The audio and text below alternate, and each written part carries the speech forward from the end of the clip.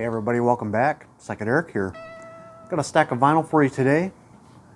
Literally, this is stack one of possibly two more piles I'm picking up from a recent Facebook Marketplace listing. Got these like 3 Saturdays ago now and just kind of sharing them off finally. I've only listened to like at least half of these, so I feel comfortable kind of talking about them today. I'm probably not going to spotlight all of these, but I will talk about some of them for sure. A little more in-depth than normal, and then got a couple 45s to kick it off. And they're not all psychedelic related. There's maybe 2 or 3 pieces here that you could consider that, but they fall into different places. There's a variety of stuff here. We got cosmic jazz, avant-garde jazz, funk, soul, instrumental stuff, even some minimal synth. Yes, there's some of that in here, and we'll talk about it. And before I even dive into that too, I wanted to mention, Facebook Marketplace, I very rarely search on there anymore because it's always like, some old ladies trying to sell their Bobby Sherman, their Elvis records for $50 and up, it seems. And it's hard to find great deals on there anymore. It's people just trying to find a way to make some quick cash. But there was one record, the first LP we're going to talk about here, that was listed in the listing, and it caught my attention. I was like, really? I gotta check this out. And totally blew my mind what was in there. Definitely had some titles in there that may surprise you even in this stack. And I got a couple piles set aside for me for my next visit. Got this from a fellow named Alex. He lives here in town, not too far away from me actually, and I picked up on these through the marketplace. I told him about my YouTube page, so he's left a comment here. Some people are a little private or don't want me to spill all the details out, and that's totally cool, but I won't say what I paid for these, but I will say though, it was a very, very fair deal considering what I got in the stack, so can't wait to show you.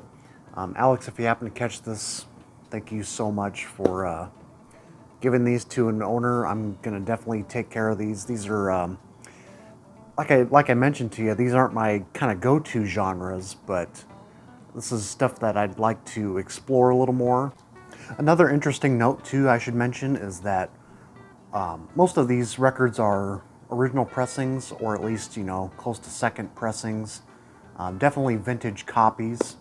Some unofficial, and we'll talk about them here. Like these first two, these are unofficial, I think European 45s, but just couldn't leave these behind. These were just too cool to skip over. And this is I Can Only Give You Everything, which is a cover by the band Them from MC5. This is their first single. And then the flip side is I Just Don't Know. This is actually a reissue of a reissue. This originally came out in '69. But the original single back in, I think, '66 came with a different B-side, but this was their first single.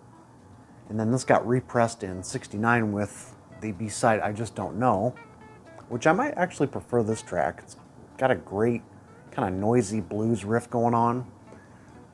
Early MC5, you can't go wrong, man. It's some like noise rock 101. This is where it starts, man. So yeah, this is a reissue here on the Grease Records. Like I said, I think it's an unofficial 70s with the picture sleeve. Kind of cool though. And then this one, this is my favorite single of theirs, and this is also a 70s press on Skydog Records, Borderline. See that misprint there? And then Looking at You, the B-side. Yeah, this is the original version of Looking at You that was not featured on the back in the USA release. They redid the track, but it's on Skydog here. Show the label quick.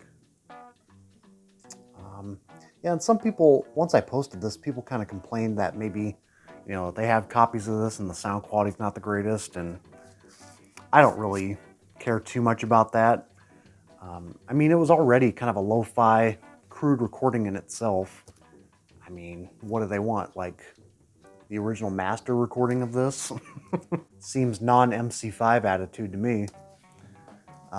It's just downright, energetic punk attitude. coming out of 1968 with that single there. But now we move on to the LPs. Like I said, this is the first one that stood out to me. Some of the conditions do vary a little bit. I'd say the sleeves are a little more, in poorer shape than the vinyl itself. But at this point, if it can't be played, I just like owning it. It's kind of one of those cases for me. But this one definitely does play pretty well. And so when I spotted this on the listing, I was like, yeah, I'm going to pick up on this one. And funny enough, someone just mentioned this album recently to me in the YouTube comment section. I forget who it was now. I think they said they were looking for it, or they picked it up, or they were listening to it or something. And then a week later, I find it. So this is 101 Strings, Astro Sounds from Beyond the Year 2000. And this is sort of like a redux of tracks that came from Jerry Cole sessions, but also the Animated Egg on the Alshire label. And this is also on Alshire. And they redo tracks like the opening track, Flame Out, was originally Sock It To Me on the Animated Egg. But for the most part, the added layers to this were like string arrangements, but also like a lot of flanging signal effects moving back and forth with acid rock. And some tracks on this are actually better than the original versions, I must say. But it had been a while since I have heard this online. But some of my favorite tracks, Barrier X69, the opener on side 2. It's got some like a really cool groove to it and flanging effects. It's very space age pop in a way, kind of channeling in on that. And then you got a track, A Disappointing Love, with a Desensitized Robot, which is a instrumental cover of Gimme Some Lovin'. But the way they take the track, it has a little twist to it. They do a few improv things, or kind of mix it up a little bit.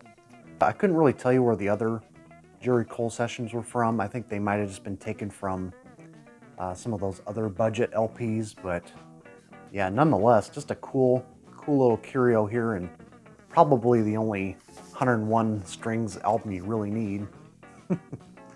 So like I said, condition on this, I mean, it's got some markings, but it played really well. Like a strong VG. So there's that one. And then picked up on this one. Wasn't really desperate to pick this up, but it was kind of fun. I hadn't really given this a true listen before, and I've always heard of its reputation being one of those, again, kind of fake live recordings. But it is raw and alive in the studio, which kind of hits differently. And this is The Seeds, raw and alive at Merlin's Music Box. And this is a reissue on Pickwick, interesting enough. I think this came out in like 79, yeah. About 10 years later. So, this was originally their last GNP Crescendo title after a full spoon of CD blues. Kind of glad they didn't end their career on that turd, as Vinyl Richie says. But interesting enough, this was a lot better than I thought it was going to be.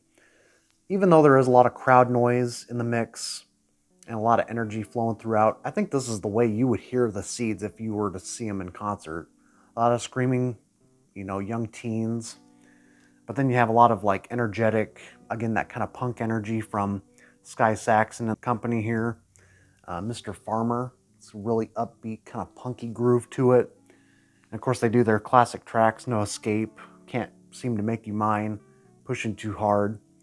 But then, interesting note on this one too, it features some of their latest tracks up to this point, with Satisfy You, which was released as a single. And then Forest Outside Your Door, Gypsy Plays His Drums. And there's actually a couple tracks missing from this Pickwick reissue. I think had something to do with the copyright holders or something. Something with the rights. So it omits 2 tracks on side 2. I think it's like the 900 million, blah, blah, blah, whatever it's called. But yeah, Pickwick. Sound quality's not that great, but again, it's raw and alive, and I guess raw is the way to go with this band. So just kind of a fun little listen on this one. Don't feel bad about picking it up, at least. Then we just talked about this one with the 5 records you might not expect in the collection. This is back when I got all of these. Food for Thought by the JBs, Pass the Peas. I mean, give me some more. With the Grunt, Escapism, Part 1 and 2, theme from King Heroin. A lot of classic tracks from the JBs, the backing group. Again, really tight, funky ass group. This is some tight stuff right here. Again, it's on James Brown label, People. And condition on this is pretty good, except for that, again, split seam. Now this next one, this is one where I'm probably going to talk about a little bit, because this was like the most desired record, you could say, from this whole batch. And one of at least 3 most surprising original pressings I found. And this was a band where I didn't really know their back history too well, but I always knew of its reputation online. I've seen community members on here talk about it, and I just didn't even know their back history. I didn't even really invest time into looking into their background. I thought maybe it was kind of some sort of post-punk with synthesizers. I wasn't really sure. And we're talking about Suicide. This is their self-titled debut from '77 on the Red Star label, which was a New York Dolls label. This is an original pressing, man. And ever since then, you know, I've listened to this maybe 5 or 6 times now, but I will be honest when I say the first listen, I didn't have my full attention, I gotta be honest. Especially on side 2, where things get a little interesting, as you guys may know. So I wasn't even listening to the lyrics. I was listening to the backing sounds, driving in my car one day. And I was like, well, the music's kind of cold, it's kind of repetitive, very minimal. There's not a whole lot going on, it's just the 2 guys. What's the big hubbub about this? I kind of liked it, but I was like unsure of like what this is all about. And then I happened to read up on their story, watch a few video interviews with them, and yeah, this one revealed a lot more to me than I ever imagined. I mean, having a little context helped out immensely with this one.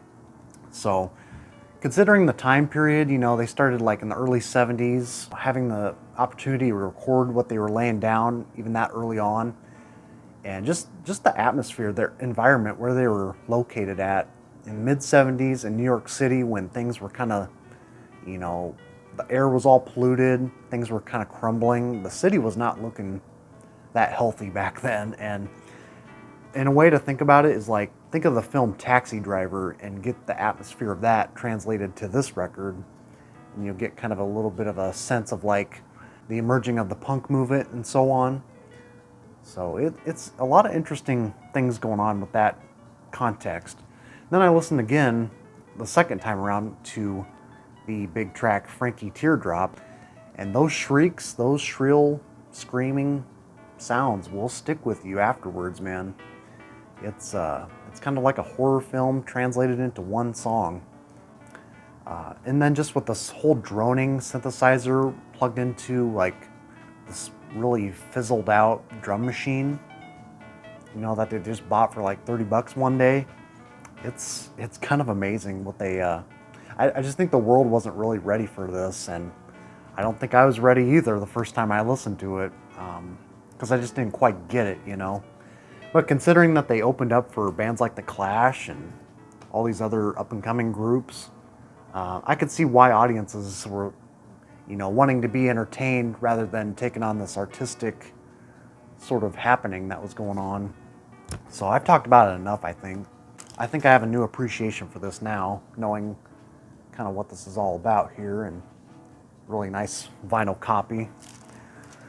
So this was a nice surprise. I mean, not even really knowing what I had. I mean, I know of its reputation and I know people are looking for this. So I had to give this a shot, and just to hear it on its original format as is, you know, was definitely the way to listen to this. So it was a thing. Let's just call it that. Okay, and then moving on, we're almost to the jazz territory. Got one more here. This is more of a rock oriented. Again, the sleeve's not in the best shape. The record's much better. Flaming Groovies. So this is another band where I've know very little of their back history, but I do know these records are kind of lauded amongst collectors, and I did a little bit of a dive on their discography, listening on YouTube and stuff like that after listening to this.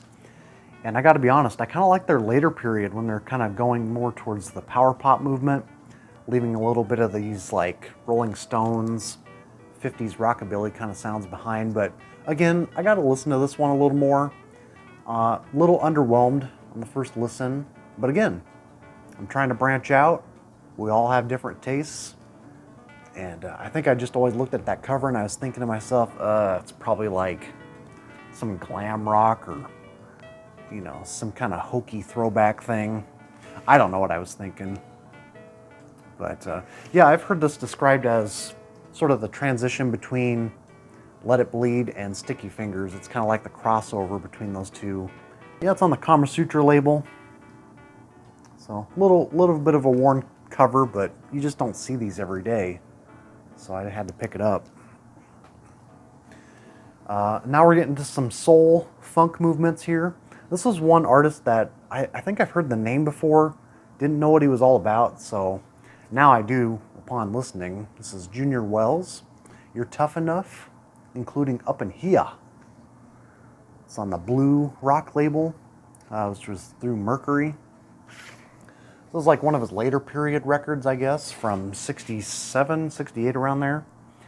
He's kind of taken on a very James Brown style, doing a lot of the hoops and hollers that he does, and just even down to the look, you know, it looks like he could be sort of in connection, you know, like a cousin or something. He must be pretty well renowned in the Chicago blues scene back in the 50s.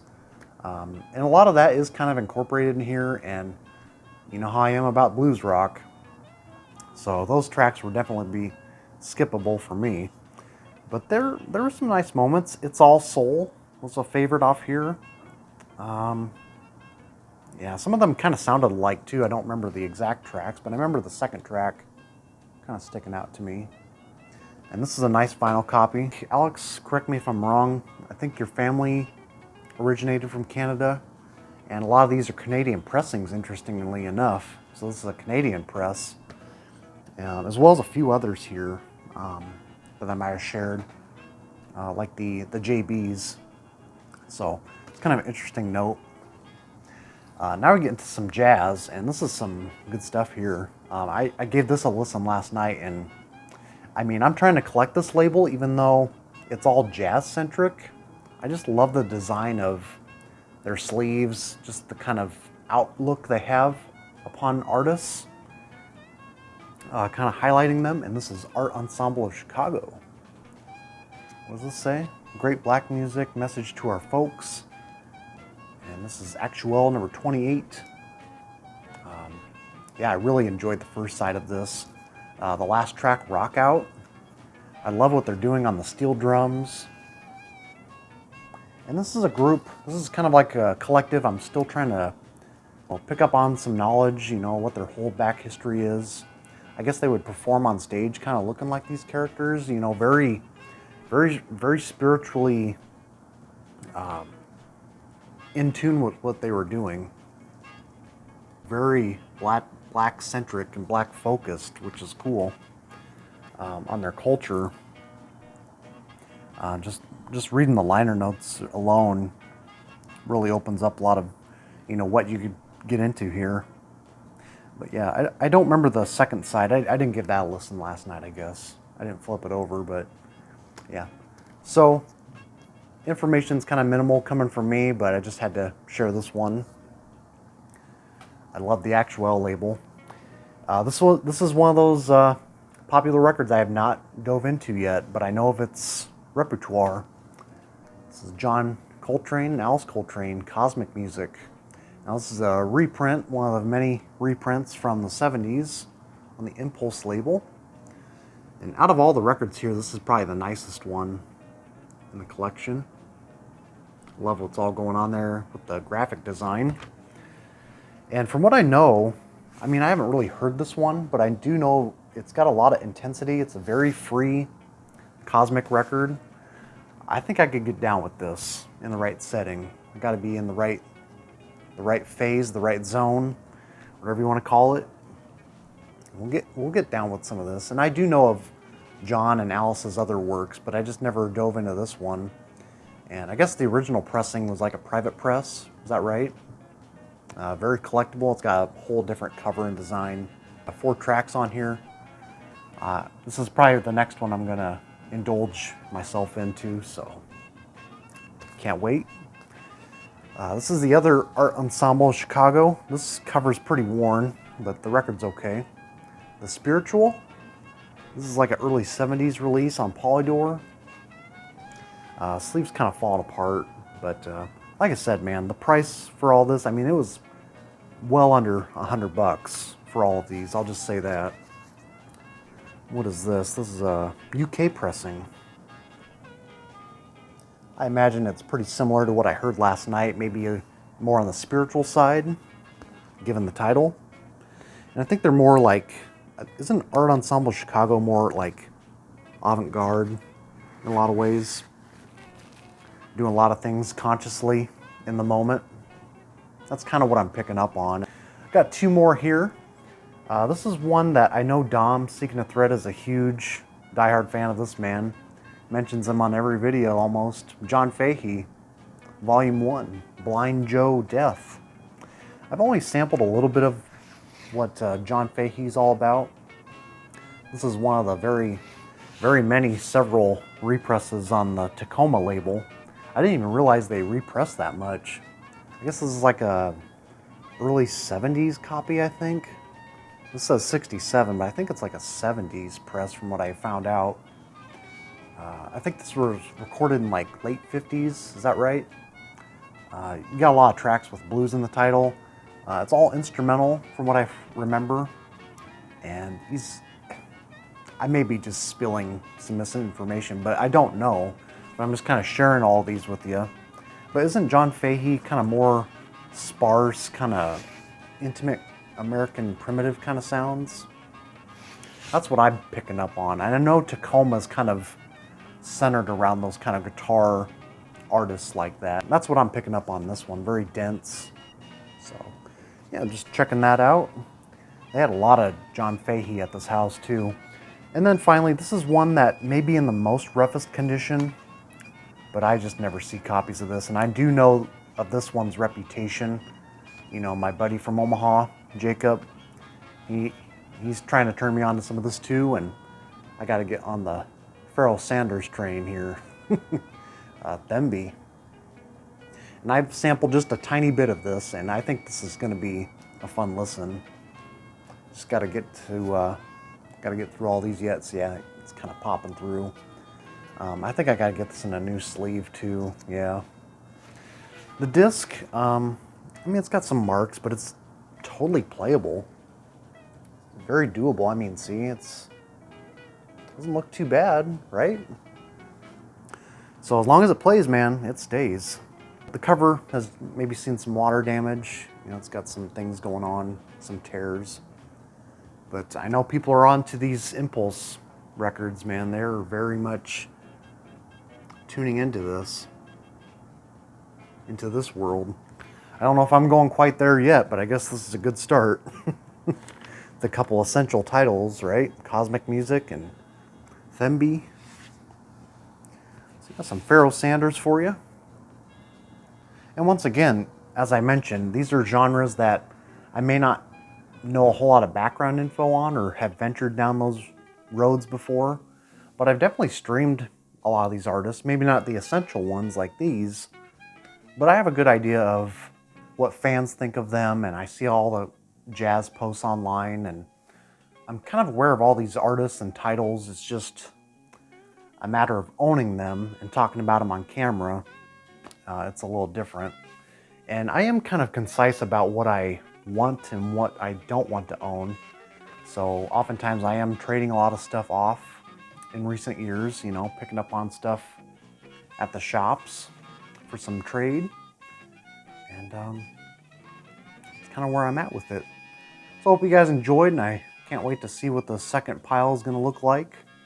I can't even remember what I all picked up. I mean, it was just another nice stack there. But until then, thanks again for watching. Let me know what you guys think of these artists, and we'll see you soon.